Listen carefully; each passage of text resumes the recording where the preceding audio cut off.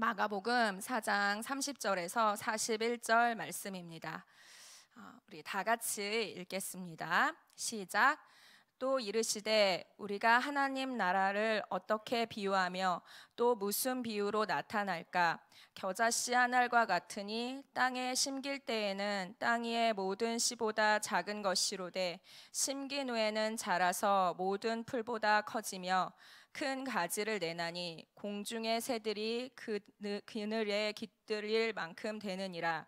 예수께서 이러한 많은 비유로 그들이 알아들을 수 있는 대로 말씀을 가르치시되 비유가 아니면 말씀하지 아니하시고 다만 혼자 계실 때 그 제자들에게 모든 것을 해석하시더라.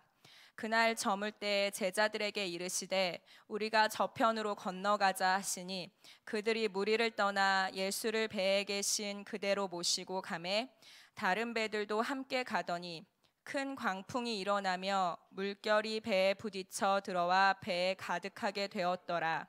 예수께서 고물에서 베개를 메고 주무시더니 제자들이 깨우며 이르되 선생님이여 우리가 죽게 된 것을 돌보지 아니하시나이까 하니 예수께서 깨어 바람을 꾸짖으시며 바다더러 이르시되 잠잠하라 고요하라 하시니 바람이 그치고 아주 잔잔하여지더라. 이에 제자들에게 이르시되 어찌하여 이렇게 무서워하느냐? 너희가 어찌 믿음이 없느냐 하시니 그들이 심히 두려워하여 서로 말하되 그가 누구이기에 바람과 바다도 순종하는가 하였더라. 우리가 먼저 35절부터 41절 말씀을 좀 관찰하면서 보고 싶은데요. 예수님이 제자들에게 저편으로 가자고 말씀하셨습니다. 그날이라고 되어 있는데 이날은 비유를 많이 하신 날입니다. 그래서 예수님이 가고 계시는데 37절에 보면 큰 강풍이 일어나서 배가 물에 가득 찬 상황이에요. 제가 생각했을 때 이 갈릴리 호수와 그 요르단 지방을 잇는 이 호수에서 이 배는 엄청 좋지 않았을 것 같아요. 큰 배이거나 엄청 큰 배이지 않았는데 이 배에 물이 차게 된 거예요. 제자들의 직업이 어부잖아요. 이걸 봤을 때 제자들이 뭐라고 하냐면 예수님 왜 우리를 죽게 내버려 둔다고, 우리 죽게 될 것 같다고, 이런 상식을 가진 상황인 거예요. 예수님 이때 뭐 하고 있을지 좀 생각을 해봤는데요. 예수님이 고물에 누워 계셨다 그랬는데 고물은 이렇게 보트의 맨 뒤편에 있는 곳에서 예수님이 좀 상황이 웃긴데 물에서 이렇게 자고 계시는 거예요. 배에서. 상식적인 상황이라면 배에 이렇게 물이 있는데 베개를 베고 매우 숙면을 하시는 예수님이 이제 배에 계시는 겁니다. 제자들이 예수님을 이해할 수 없는 거예요. 예수님 왜 우리는 너무 이렇게 악취도 나고 싫고 이제 광풍이 불어가지고 배가 뒤집힐 것 같은 상황에서 예수님의 숙면이 굉장히 얄미웠을 거예요. 그래서 이제 제자들이 묻습니다. 왜 우리를 돌보지 않냐고, 왜 우리가 죽게 되었는데 왜 우리를 돌보지 않냐고. 이렇게 제자들이 말씀을 하는 상황에 예수님은 바다여 잠잠하라, 광풍아 잠잠하라, 이렇게 말씀을 선포하십니다. 그때 거의 죽음 가까이에 있었던 그 제자들은 너무 두려워했다라고 이제 성경에 기록하고 있어요. 이 상황에 있는 어부들의 삶은 어땠냐면 너무 두려웠다는 것이에요. 그래서 이 사건이 어떤 날이었냐면은 그날이라고 되어 있잖아요. 이 그날은 예수님이 앞에 읽었던 30절과 32절 말씀에 겨자씨 비유를 한 날이에요. 너희에게 겨자씨만한 믿음이 있으면 이 산으로 땅에서 이것보다 더 큰 일이 없다고. 제가 이 말씀을 읽으면서 저는 거기 이거를 이제 묵상했을 때 그 참고 구절들이 나오잖아요. 마태복음 13장 31절에서 32절 막 이렇게 참고 구절이 나오는데 제가 묵상을 하니까 이제 묵상은 좀 깊이 해야 되잖아요. 이렇게 관찰도 많이 하고 깊이 하는데 이 말씀을 찾아봤어요. 이 겨자씨 비유가 여기서는 이 마가복음에서는 되게 큰 나무가 될 거다, 하나님 나라를 이렇게 비유하고 있는데 마태복음에서는 이 겨자씨 비유를 뭐라고 하냐면 너희에게 아주 작은 믿음이 있다면 이 산더러 명하여 저 산으로 간다면 그것은 그렇게 될 것이다 라고 선포하는 거예요. 이 그날이 굉장히 영적인 체험을 한 날입니다. 왜냐하면 예수님이 이날 비유를 계속 배에서 비유를 말씀하세요. 촛불의 비유가 이렇고 겨자씨 비유가 이렇고 이런 비유를 하신 다음에 우리 배 타고 거라사에 가자라고 말씀하시는 상황입니다. 거라사에 무슨 일이 있었는지 여러분 아시나요? 그쵸, 그쵸. 거라사에 이제 군대 귀신을 쫓는 사건이 일어납니다. 여러분이 아시는 것과 같이 이 거라사는 요르단의 국경 지역에 있는 곳인데, 가장 놀라운 일이 일어나기 전에 가장 짙은 어둠이 우리 가운데 올 수 있습니다. 저는 이 사건을 보면서 저는 이미 신학을 가지고 있는 사람이에요. 겨자씨의 비유를 알고 있는 사람이고, 그리고 마가복음을 다시 묵상하는 그 액자식 구성에 저를 한번 넣어봤어요. 그렇다면 내가 큰 광풍이 일어났을 때, 어둠이 엄습하고 내가 침몰할 것 같은 이 너무나 위험천만한 상황에서 나는 어떻게 반응할 것인가에 대해서 저 자신에게 물어봤어요. 나는 제자들과 같이 예수님 왜 돌보지 않았냐고 이렇게 얘기했을까? 아니면 저는 되게 지성적인 사람이라서 이렇게 말했으면 되게 어떡하지? 이렇게 어쩔 수도 없고 저쩔 수도 없는 이런 상황에 저는 놓일 것 같아요. 되게 당황스러운 거예요. 예수님이 이렇게 나한테 분명히 1, 2, 3, 4로 말씀해 주셨거든요. 이거 바다여 잠잠하라 하면 잠잠해지고, 산을 명하여 일로 간다 하면 일로 간다라고 나는 이미 신학을 가졌기 때문에 신앙으로 내가 광풍이 일어나는 이 사건 앞에서 나는 이렇게 반응해야 되는 게 맞는 거죠. 예수님과 같이 바다여 잠잠하라, 광풍아 잠잠하라라고 말해야 되는 게 우리의 신학인 맞는 것이 됩니다. 이 논리에 동의하시죠? 그런데 이 한 날 또 무슨 일이 일어나냐면 거라사로 가는 일이 일어납니다. 우리에게 가장 큰 그레이트한 일이 일어나기 전에 가장 테러블한 일이 일어날 수도 있어요. 우리에게 어둠의 일들이 갑자기 엄습해 올 수도 있고 엄몰해 올 수도 있는 상황이 영적인 사건이라고 저는 생각합니다. 여러분의 인생에서 주님은 무언가를 가르치시고 말씀하시기를 원해요. 주님은 겨자씨 비유를 하신 날 주님은 또 동일하게 이런 시츄에이션을 만드신 거예요. 이거는 예수님이 만든 시츄에이션이라고 보이진 않습니다. 하나님이 제자들을 믿음의 여정으로 이끌기 위해서 이 동일한 날에 겨자씨 비유 가르치시고 배에서 광풍 일어나게 하시고 거라사에 가게 하시는 일이 동일한 한 날에 일어나고 있습니다. 자, 그렇다면 우리의 삶에 가장 어둠이 찾아올 때, 여러분 기도할 때 이런 거 혹시 경험해 본 적 있으세요? 저희가 기도 초기 입문을 했을 때 기도하면 너무 무서운 거예요. 누가 이렇게 쳐다보고 있는 것 같고, 이렇게 구석에서 누가 나올 것 같고, 이런 일을 저는 이제 기도 초반에 경험했거든요. 너무 무서운 거예요. 기도를 그만할까? 막 이러면서 기도를 그만한 날도 있고 안 한 날도 있는데, 그럴 때 저에게 되게 위로를 준 이렇게 말씀이 있었어요. 뭐였냐면, 네가 그 무서운 때 사탄이 무서워하는 거라고. 우리가 그 무서움에 떠는 날 사탄이 네가 기도하는 걸 보고 벌벌 떨고 있는 거라고. 이것이 영적인 일입니다.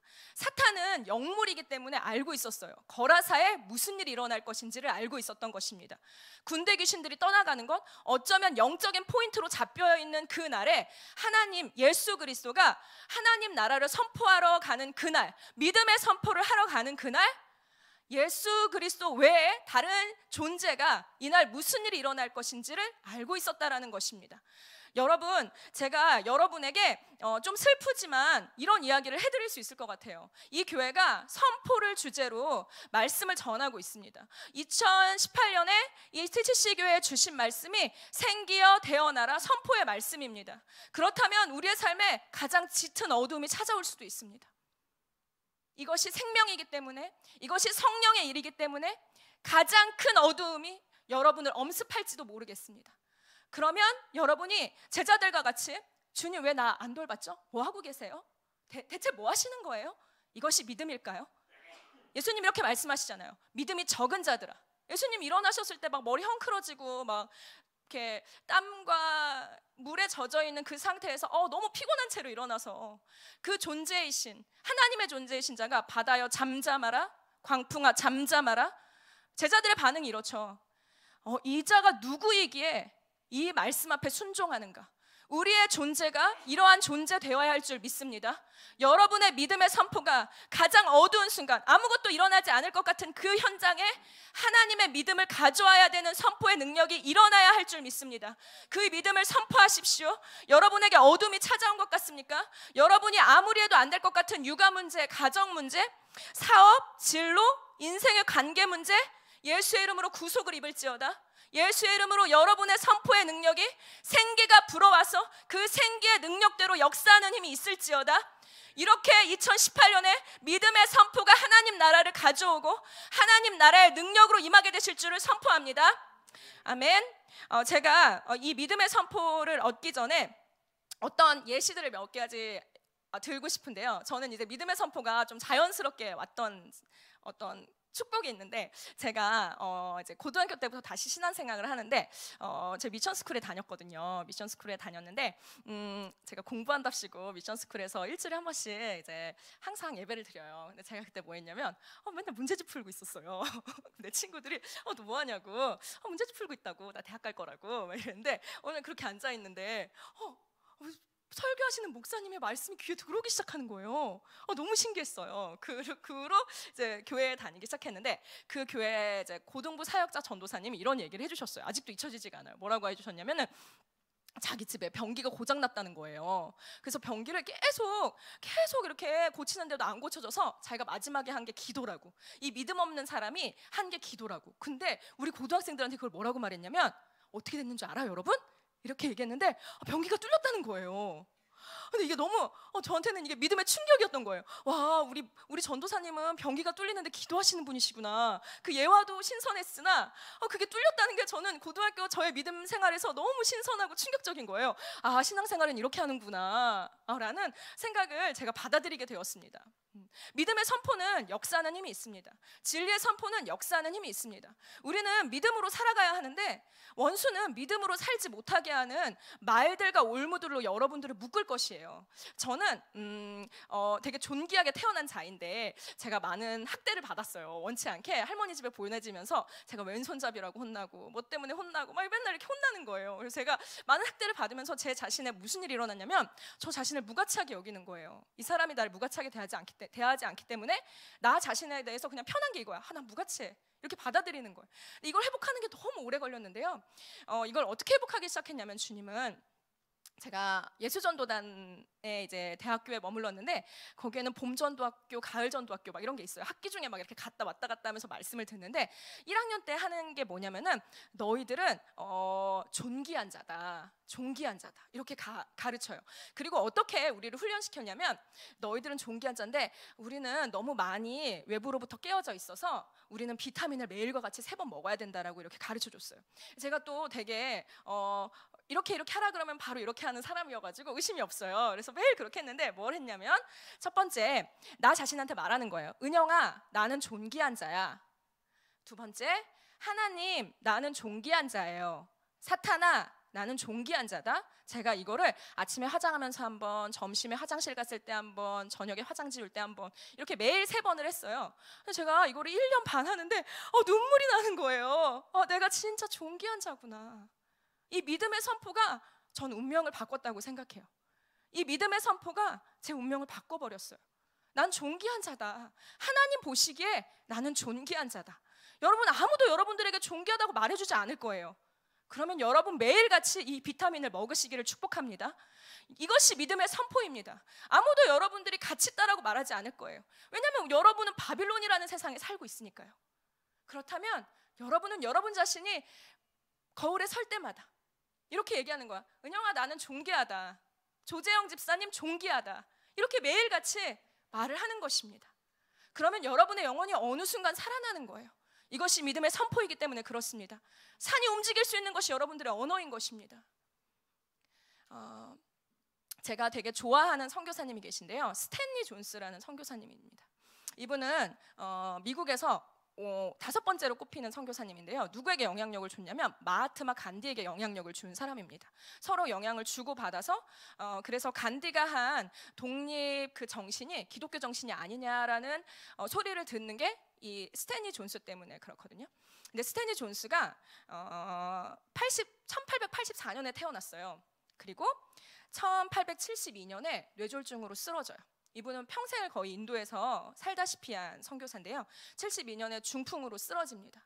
근데 그 중풍으로 쓰러진 스탠리 존스가 하는 것이 무엇이냐면, 간호사들이 맨날 오잖아요. 어디 아프세요? 괜찮으세요? 이렇게 매일 물어보러 이제 오잖아요. 근데 스탠리 존스가 이제 나한테 더 이상 어디 아프냐고 물어보지 말라고, 괜찮냐고 물어보지 말라고, 간호사 당신은 들어오자마자 나한테 이렇게 말하라고, 주 예수의 이름으로 일어나 걸을지어다. 이렇게 매일같이 선포해달라고 스탠리 존스가 이렇게 말을 했어요. 결과가 어떻게 됐을까요? 일어났어요. 스탠리 존스가 매일같이 간호사에게 주 예수의 이름으로 일어나 걸어라, 이 말을 들을 때 스탠리 존스가 사명을 다 이루지 못했다고 자기는 여긴 거예요. 인도에 아직도 해야 할 사명이 있고 나는 아직도 인도에 가고 싶은 마음이 이 충만한 스탠리 존스가 그 말에 믿음의 선포를 받고 그가 믿음으로 역동해서 그는 중풍을 이겨냈어요. 그리고 다시 인도에 가서 삶을 묻습니다. 얼마 남지 않은 삶을 그가 묻습니다. 되게 오래 사셨거든요. 한 90살 가까이를 사신 이 스탠리 존스의 믿음이, 이 믿음의 선포로 말미암아 그는 사명을 이루게 됩니다. 여러분의 인생이 이러한 인생들 되기를 축복합니다. 여러분, 무슨 일이 일어나든지 어떠한 상황을 만나든지 믿음의 선포를 하십시오. 우리 가운데 믿음이 이루어지고 믿음이 역사하게 될 줄을 믿습니다. 우리는 기독교라는 종교에 있지만 기독교는 지금 많은 능력을 잃었습니다. 하나님 나라는 말에 있지 않고 능력에 있습니다. 우리는 앞으로 어떤 존재가 되어야 하냐면 능력 있는 존재들이 되어야 하겠습니다. 여러분의 말씀의 선포가 능력이 되어서, 여러분의 존재의 가치가 능력이 되어서 여러분들이 선포하면 사람이 낫고 고침을 받고 믿음이 역사하게 될 줄 믿습니다. 그래서 겨자씨 비유는 이렇게 얘기하고 있잖아요. 너희가 말하는 믿음이 너무 작은 것 같지? 그런데 그게 새가 와서 깃들 만큼 엄청 커져. 이게 겨자씨 비유의 말씀이 아닐까요? 여러분, 그렇다면 이것을 실천하는 한 해가 되십시다. 저는 되게 흥분이 되는 게 무엇이냐면 말씀이 육신이 되는 것이 흥분이 됩니다. 예수님은 말씀이 육신이 된 자라고 하잖아요. 우리가 이렇게 말을 선포했는데 이게 현실화되고 실제가 되는 거예요. 엄청난 일 아닙니까? 그런 것들을 기다린 사람들이 있고 그 말씀이 육신이 된 자들을 본 사람들이 있습니다. 말씀이 육신이 된 자들에 대해서 제가 생각했을 때 이 믿음의 궁극적 의미가 무엇일까에 대해서, 이 선포에 우리는 어떤 의미를 가져야 되는지, 우리는 그냥 생기야 부러우라라고 그냥 그것으로 맞춰야 하는지에 대해서 제가 고민할 때 에스겔서 37장을 제가 더 읽기 시작했습니다. 에스겔서 37장에 보면은 37장 16절에 이 선포의 목적은 유다와 그의 동반자 이스라엘 자손을 위해서, 요셉 즉 에프라임 막대기와 그의 동반자 이스라엘 온 집을 위해서 이 생기가 불어와야 된다라고 말하고 있고, 이것은 결합되어 하나가 되고 본토로 돌아오게 됩니다. 그리고 내 종 다윗이 그들의 왕이 됩니다. 모두에게 한 목자가 되는데 다윗은 이미 있었던 왕인 것이죠. 우리의 선포는, 현대를 살아가는 우리의 선포는 예수 그리스도의 다시 오실 날 앞에 머물러야 할 줄 믿습니다. 예수님은 말씀이 육신이 되신 분이십니다. 태초에 말씀이 계시니라, 이 말씀이 하나님과 함께 계셨으니 이 말씀은 곧 하나님이시니라. 말씀이 육신이 되어 우리 가운데 거하심에 우리가 그의 영광을 보니 아버지의 독생자의 영광이요 은혜와 진리가 충만하더라. 그분이 말씀이셨는데 육신이 되어 온 사람입니다. 그 말씀이 육신이 된 사람들이, 육신이 된 것을 본 몇 명의 사람들이 있는데요, 그 말씀을 믿고, 그 말씀을 성경에서 믿고 그리고 그것을 본 사람들이 있어요. 누구였냐면 누가복음에 나오는 사람들인데요, 누가복음 2장 25절에서 38절에 나오는 두 인물에 대해서 우리가 좀 알아볼게요. 여러분들이 아실 수도 있고 모르실 수도 있는 분들인데, 시므온과 안나라는 사람이 나옵니다. 자, 우리 한 가지만 좀 살펴볼게요. 누가복음 2장 36절을 볼게요. 누가복음 2장 36절, 제가 퀴즈를 하나 드릴게요. 또 아셀 지파 바누엘의 딸 안나라는 선지자가 있어 나이가 매우 많았더라. 그가 결혼한 후 7해 동안 남편과 함께 살다가 과부가 되어 84세가 되었더라. 이 사람이 성전을 떠나지 아니하고 주야로 금식하며 기도함으로 섬기더니, 안나의 나이는 몇 살이었을까요? 84년이 과부였어요. 84살이 아니에요. 몇 살이었을까요, 안나는? 대략 맞아요. 100살 정도가 넘었어요. 이스라엘 전통에 의하면은 보통 여자들은 14살, 15살을 기점으로 결혼을 한다면은 7년을 더하면은 21살에 84를 더하면 105살. 안나는 105살을 살았어요. 105살을 살았는데 제가 이걸 계속 묵상해 봤거든요. 그 이름을 좀 묵상해 봤어요. 아셀 지파 바누엘의 딸 안나라는 선지자가 있더라. 중동이라는 상황에서 과부는요 굉장히 열악해요. 인권이 별로 없거든요. 그래서 내 처가 내가 죽으면 내 처를 그 동생에게 주고 그 동생에게 주고 막 이런 게 왜 그러냐면은 인권이 없기 때문에 그래요. 제가 요르단에 잠깐 머물렀던 적이 있는데 어떤 여자한테 사진 한 번만 찍어달라고 그렇게 얘기했는데 그 여자가 안 된다는 거예요. 자기 남편의 소유이기 때문에 남편한테 허락을 받아야 된다고. 근데 안 찍어주더라고요. 남편이 허락하지 않아서. 그렇게 인권이 없을 것 같은 이 여자의 삶에 이 여자 이름을 좀 묵상해봤어요. 아셀 지파 야곱과 실바의 아들에서 낳은 자인데 이름이 아셀이라는 뜻이 행복한이라는 뜻이래요. 그리고 바누엘이라는 사람이잖아요. 바누엘은 히브리 말로 분이엘. 분이엘이 무슨 말인지 아시죠? 하나님의 얼굴. 그래서 야곱이 하나님과 씨름한 장소입니다. 아빠 이름이 하나님의 얼굴이에요. 안나라는 사람이.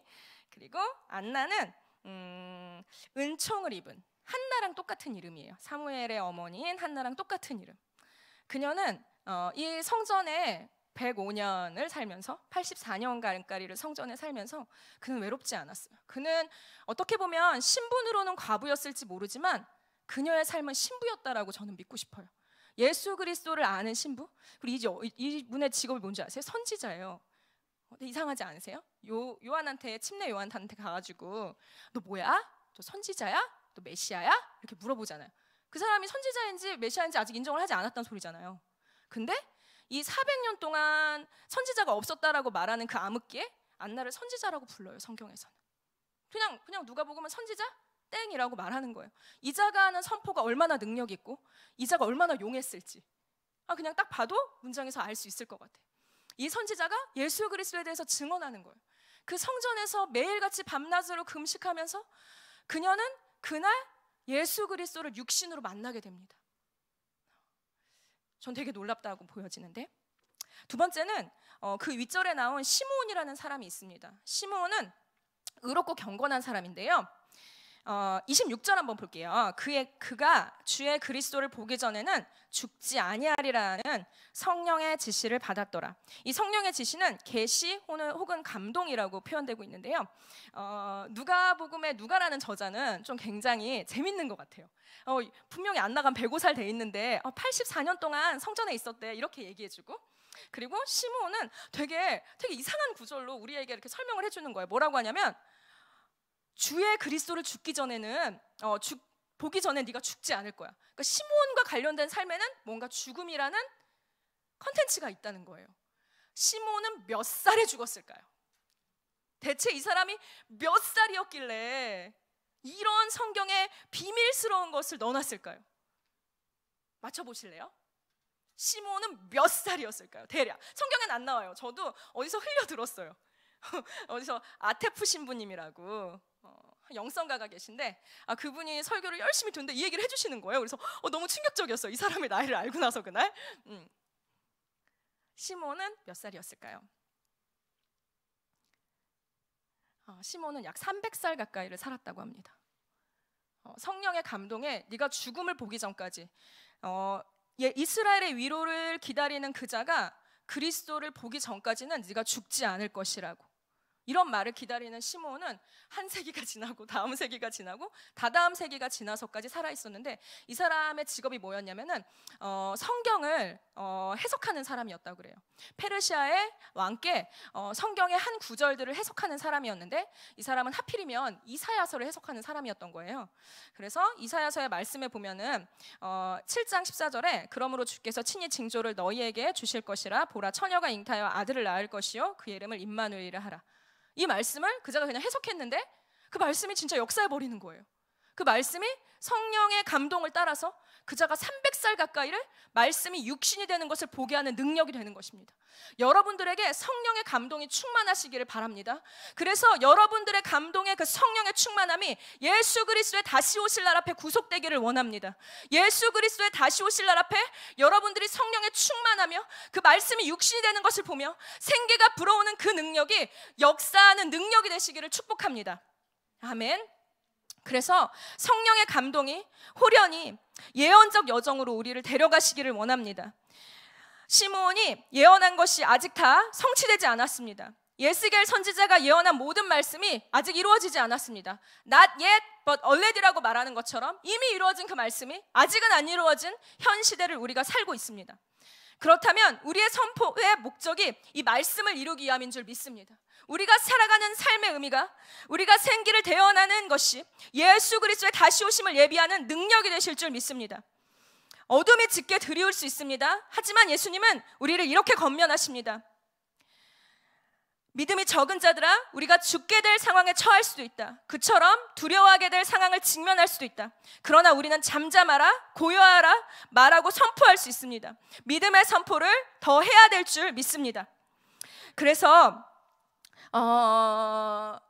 되게 안나의 삶을 묵상하면서 그자가 금식하며 기도했던 그 삶을 떠올려 봤어요. 우리와 더불어서 성령과 교제했을 것이고 되게 숨결과 같이 불어오는 성령의 음성을 들었을 것입니다.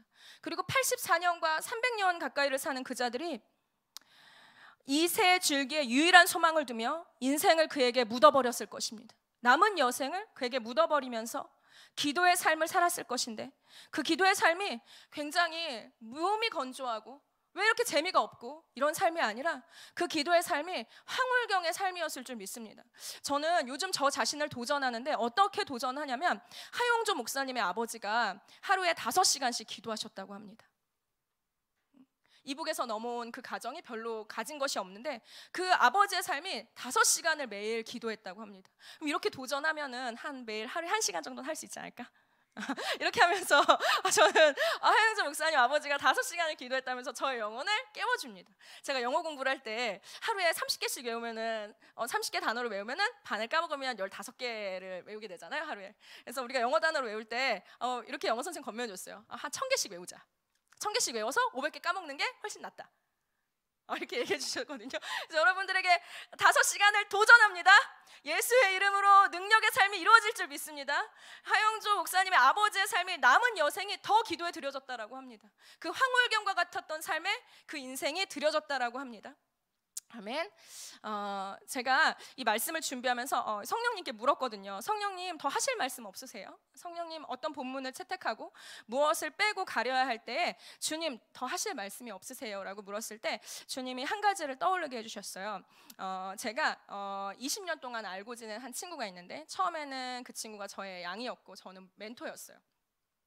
그래서 거의 이제 친구가 됐어요. 이제 친구가 된 20년 친구에게 친구야, 너는 나와 있을 때 어떤 점이 가장 좋았어? 라고 물어봤어요. 나의 멘토링에 있어서 어떤 점이 가장 너의 삶을 이롭게 한 것 같아?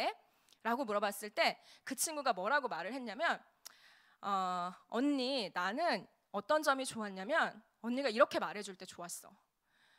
내 삶이 너무 힘들고 어렵고 내 삶은 너무 깨어져 있고 힘든데 언니가 그래도 너는 진리대로 살아야지. 네 삶이 매우 어렵지만 네 삶이 진리를 살아낼 수 없을 것 같지만 너는 진리대로 살아야지. 그 삶이 상황이 돌파될 것 같지 않지만 우리는 진리를 붙들어야지 라고 말했던 것이 이 친구에게 가장 큰 도전이 되었다고 합니다. 그래서 어떤 일을 만나든지 무슨 일이 있든지 주님은 우리에게 말씀을 살아내라고 하십니다. 저는 많은 다음 세대들과 성인들을 만납니다. 그들에게는 우리가 알지 못하는 수많은 어려움과 아픔이 있습니다. 이런 가정이 존재할 수도 있어요. 아버지가 바람이 납니다. 어머니는 매를 맞습니다. 아버지는 독서를 합니다. 어머니는 집을 나갑니다. 집에 먹을 것이 없습니다. 어머니가 정신병에 들렸습니다. 제가 학교 친구들을 보면서 간접 체험한 내용들인데요. 그렇다면 보호를 받아야 하는 이 아이는 심각한 외로움과 감정적 고통을 안고 성인이 됩니다. 이것을 우리가 부를 때 성인 아이라고 부르잖아요. 주님, 그렇지만 우리는 이러한 엄청난 일이 있을 수 있어요.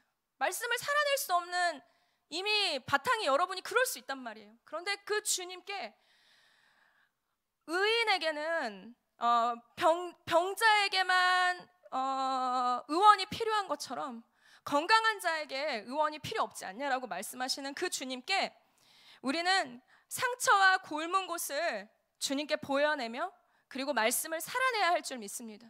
주님의 말씀이 우리를 역동하게 하며 말씀을 쫓아가고 그 무엇보다 말씀을 사랑하기를 원합니다. 우리의 인생이 그것뿐입니다. 주님, 내가 주님을 너무 사랑하기 때문에 내가 가진 인생의 무게와 아픔보다 저는 말씀을 더 원합니다.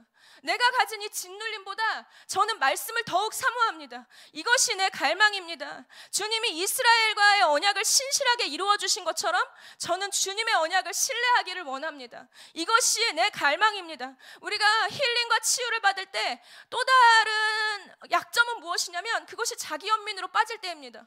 나 지금 힐링 받고 있어, 나 지금 회복 중이야, 나 건들지 마. 이건 말씀이 아닌 것입니다. 자기 연민으로 빠지는 것은 진정한 치유가 아닌 것입니다. 치유에는 목적이 있습니다. 그것은 무엇이냐면, 야, 정신 차려, 너 하나님의 아들아. 말씀이 우리를 살게 해야 돼. 그 무엇으로도 말씀은 대체할 수 없어. 너 하나님의 사람아, 너는 말씀으로만 살아라. 네 안에 깨어진 것들 있지, 네 안에 짓눌린 상황들 있잖아. 인생에서 살아온 그 여정들의 아픔이 있으나 너 하나님의 사람아, 말씀으로 살아라. 주님은 이렇게 권면하고 우리를 이끌어가는 것입니다. 치유는 다른 목적이 없습니다. 치유는 진리를 살아내게 합니다. 치유는 말씀을 삶이 되게 합니다. 이것이 치유의 목적인 것입니다. 여러분이 말씀을 살아내시기를 축복합니다. 말씀의 능력이 살아서 역동하고 운동력이 있어서 우리의 혼과 골수와 영혼을 찔러 쪼개기까지 해서 주님의 말씀으로 이루어지기를 갈망하십시다. 아멘.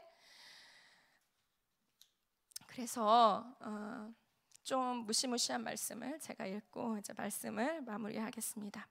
진리를 알지니 진리가 너희를 자유롭게 하리라.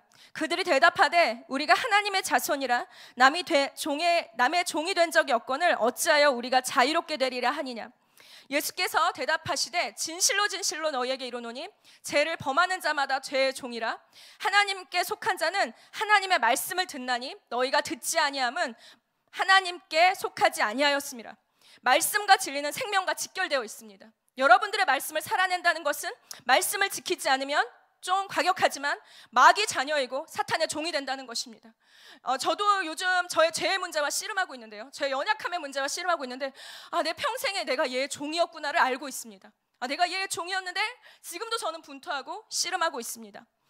계시록의 해석이 무시무시한데요, 너 진리의 말씀을 안 지키면 너는 죄의 종이야. 예수님 또한 이 진리의 말씀을 목숨 걸고 지킵니다. 요한복음을 믿는 유대인들을 향해 진리 선포를 하고 있는 것입니다. 아브라함의 자손, 이거 종교를 깨트리고 있는 것입니다. 죽을 고비를 넘겨가시면서 예수님은 말씀 맡은 자의 능력을 하고 있습니다. 여러분 누구십니까? 말씀 맡은 자입니다. 말씀 맡은 하나님의 사람들입니다. 그러면 진리와 사투하는 것입니다.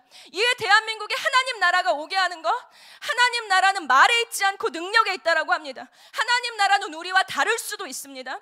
마틴 로이드 존스에 하면 하나님 나라가 기독당이 되는 것, 정권이 바뀌는 것이 하나님 나라라고 말하지 않습니다.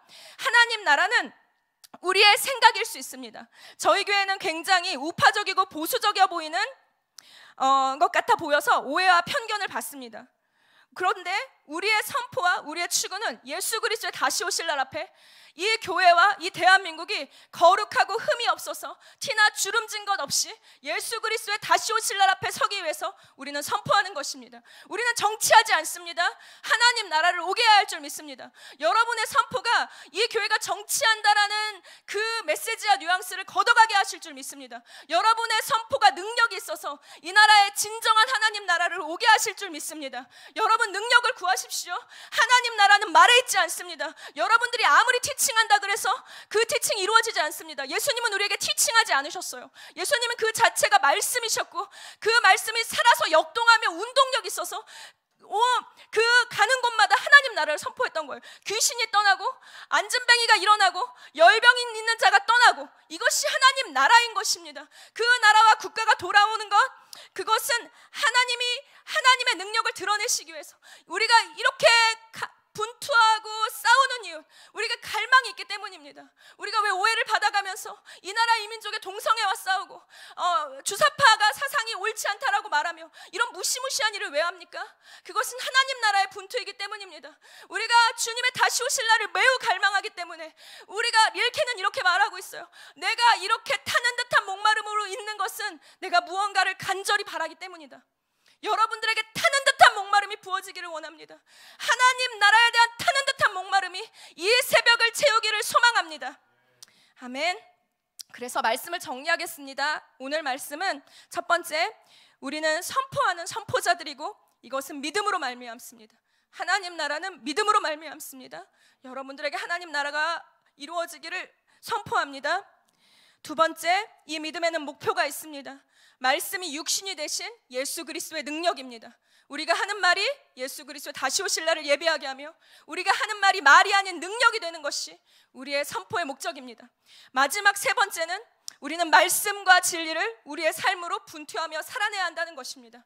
여러분들이 말씀을 맡은 자이면 죄의 종으로 더 이상 살지 않기 위해 말씀의 경외함 앞에 날마다 서시기를 축복합니다.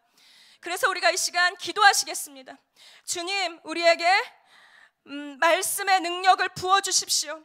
하나님, 우리가 하나님 나라의 선포자들이며 하나님의 아들들인 것을 배웠습니다.